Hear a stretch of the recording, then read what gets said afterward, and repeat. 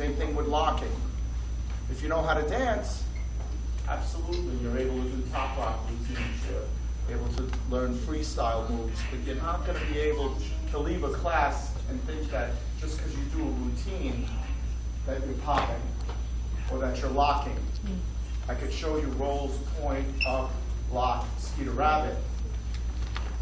But unless you really have that movement of understanding how to move, which takes years of practice, you're not going to be able to leave the class satisfied, which is why I try to stick to one thing that everyone can pick up quicker.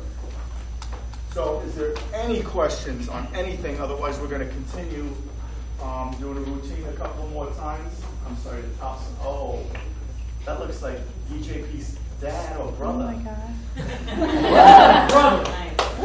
Look who's there. This is the root of Danny, DJ P. Wow.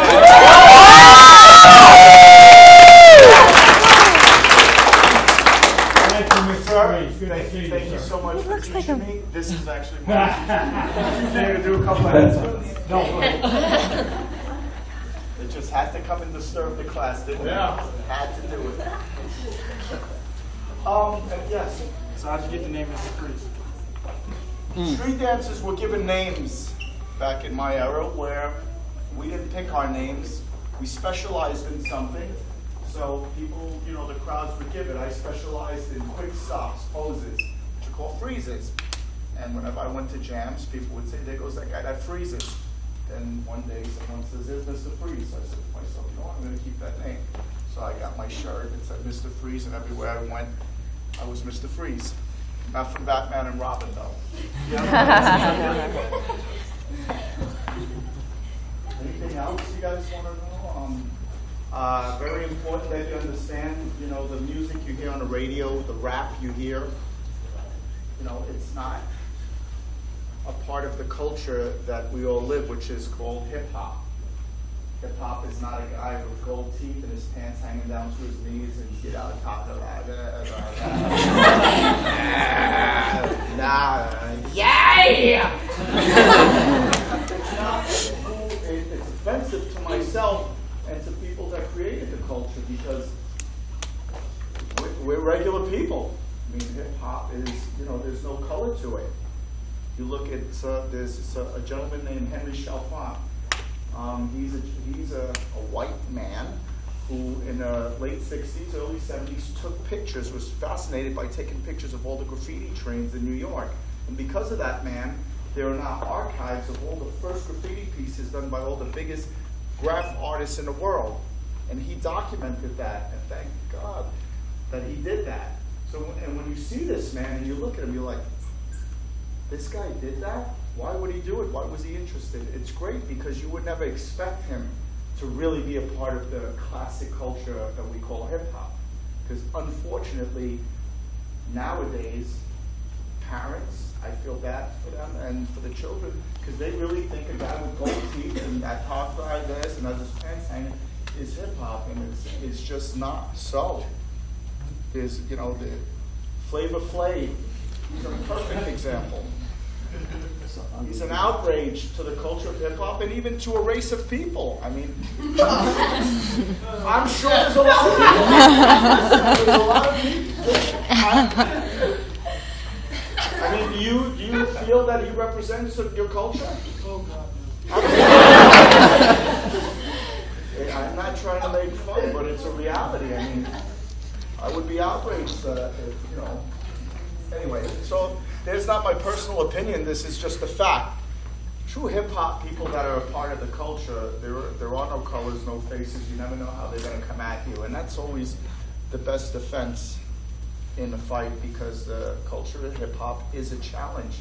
Everything about this culture is a battle, a fight. The graffiti artists in New York wanted to become all city. What does all city mean? It means they want to, the all cities, you get up in every major city that's graffiti known to, and you make sure that everybody sees what you do. You take your name, even though it was against the law, you would write it all over the city. And there was a couple of people in New York called Common and Blade. Wherever you looked, you saw Common and Blade, Common and Blade. And that's a part of the battle in graffiti. The MC was the one that wanted to have the best rhymes, the most clever tongue-twisting rhymes, the most clever stories. The DJ wanted to cut the fastest, wanted to mix the best, wanted to do things that regular turntablists didn't do. The breaker, the b-boy, wanted to outdo the other dancer. So this whole culture is about a battle. It's not about, it's about what you make it, but realistically, it's about a fight. You want to be the best at what you do, but you also want to do it in a really, you know, a nice, calm, positive way, not in a way that's going to offend anybody. Because that's what, it's taken so many years since when I started for it to respect it, and then in the year 2000, it just started going down and down and down and down with the way rappers portray themselves on videos. And you have to know it has nothing to do with hip hop. They're money-making moguls and machines. They do great. They make money. They have cars. They have women. They have jewelry. But they're just saying jibber-jabber on the radio. It has nothing to do with rapping. So it's important that parents that listen on the radio knows that that's not rap. It's just smart young men that know how to make good money. I don't know if that makes sense to you, but it's the way it is. Am I rambling? No. No, please continue. Is there any other questions? Nobody asked anything. I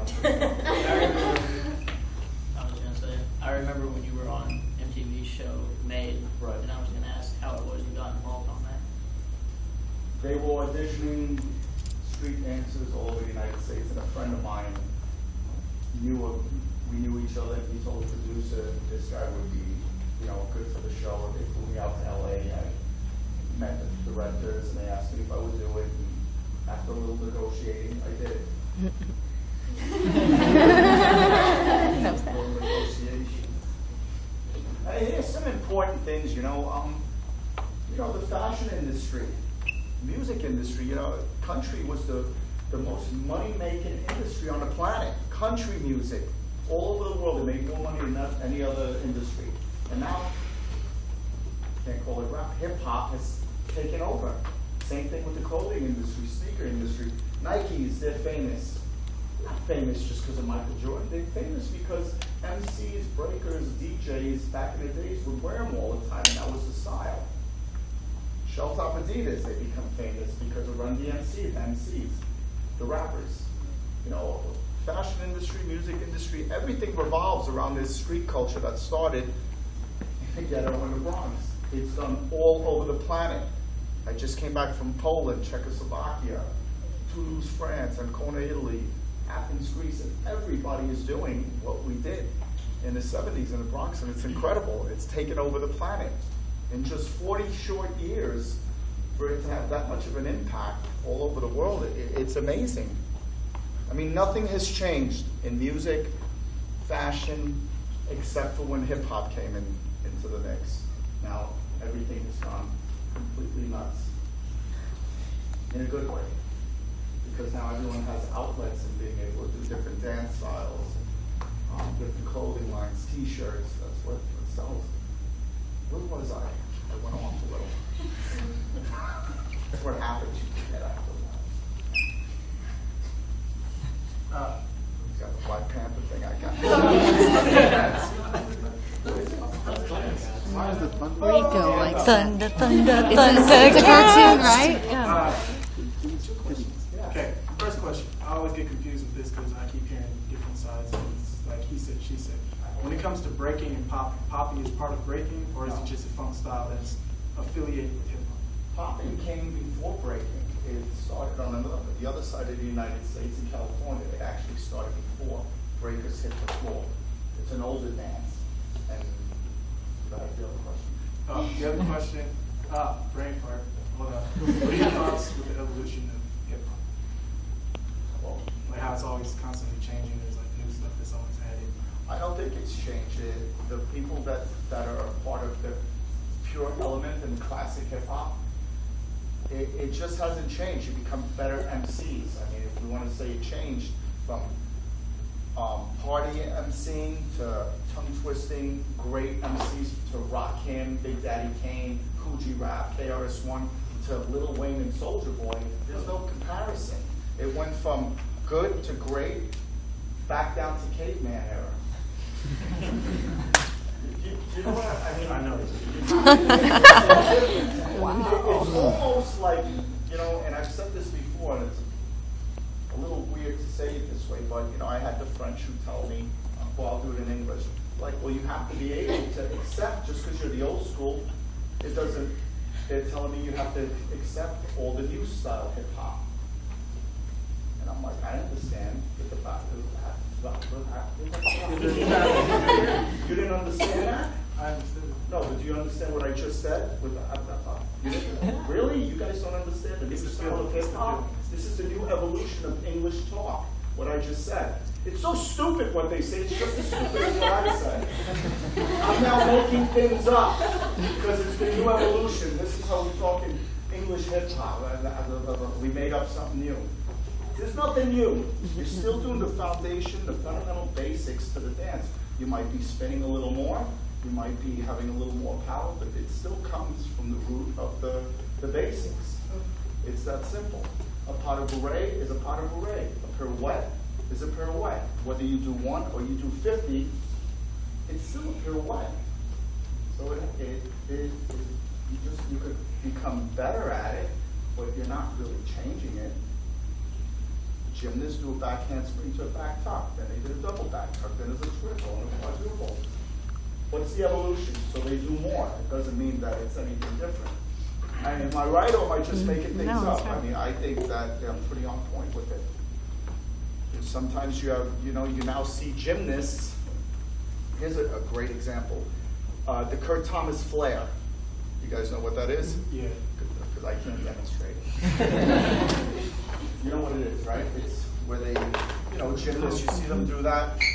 Breakers incorporate it now into breaking.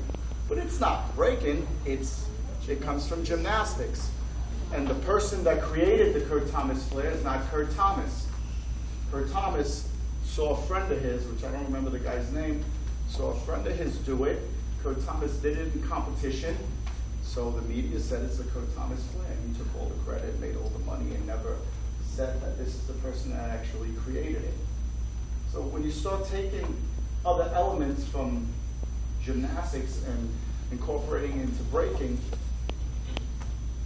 you're not really breaking anymore, you're doing gymnastics. If I'm in a popping competition and I start doing pirouettes, I'm not popping anymore, I'm now doing pirouettes. I'm doing another dance. The dance is the dance. You speak English, you speak English.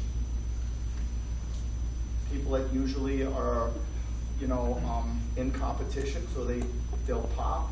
If they're in a popping competition, then all of a sudden they start to break. It's because they're trying to make up for the lack of what they can't do in popping. It's just that simple. So you have to stay within the boundaries of this culture, because to us, that's what counts. You can't break and start doing graffiti all of a sudden. It doesn't work. It's as cut and dry and as simple as that with this culture. It's pretty basic, and